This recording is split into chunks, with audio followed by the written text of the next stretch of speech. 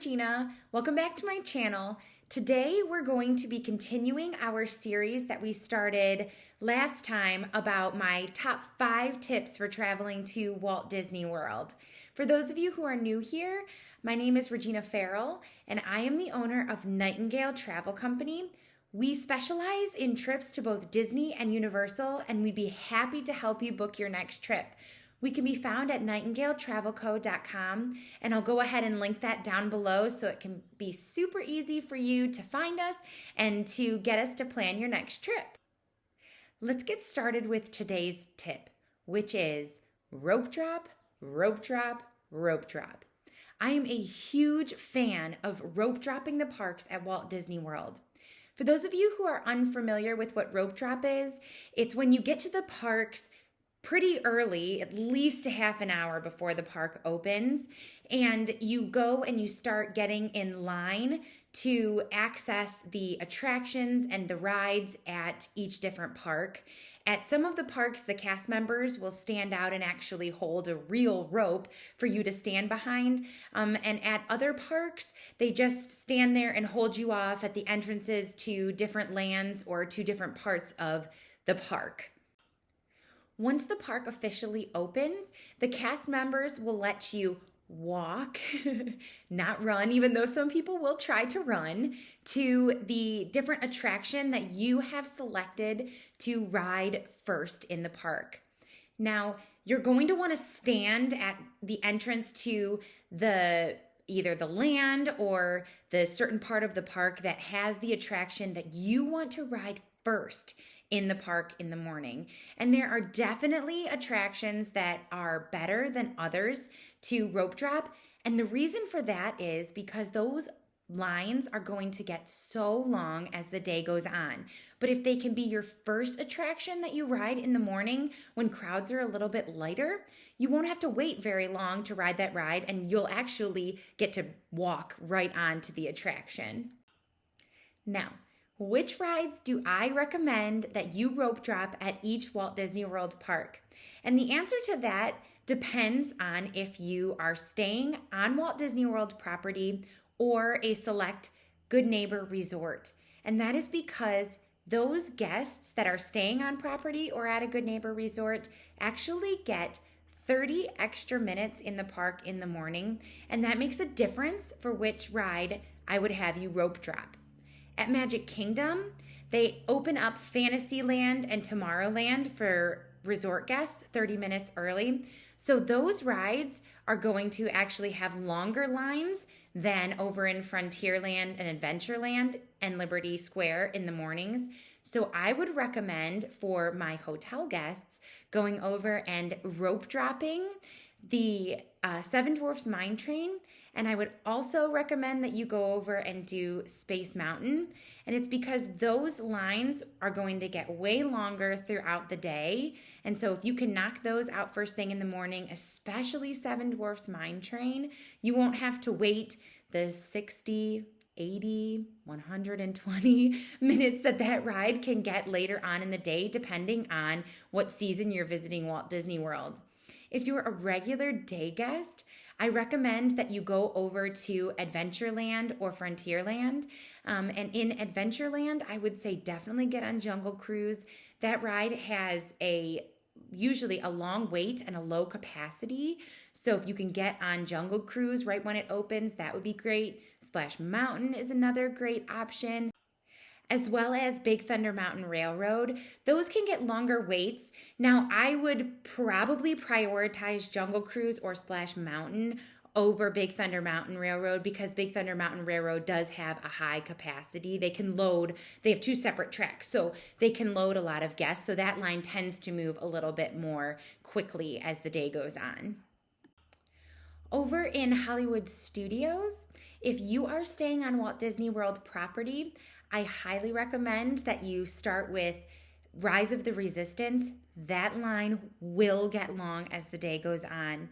And if you are coming in as a day guest, The line for Rise of Resistance will already be long by the time that you get in. So, my personal recommendation would be to either head over to Slinky Dog Dash, which also might have a long line because that's my second choice to rope drop in the morning.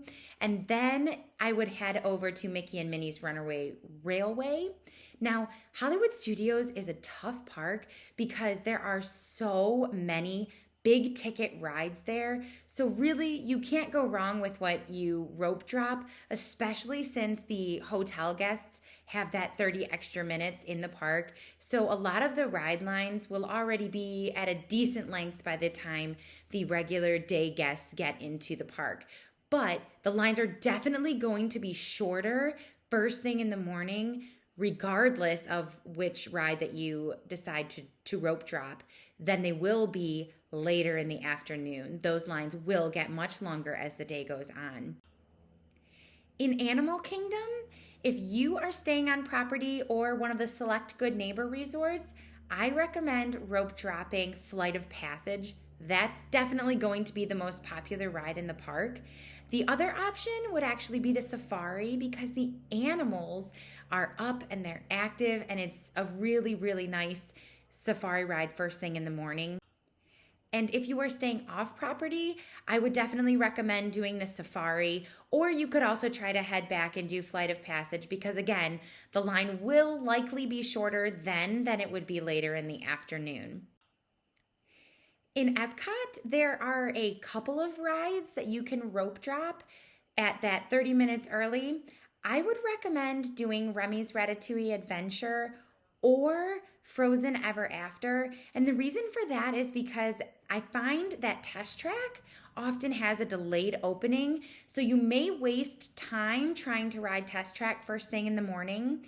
If you are a regular guest, again, I would recommend any of those three actually. It would be Test Track, Frozen Ever After, or Remy's Ratatouille Adventure to be your first stop.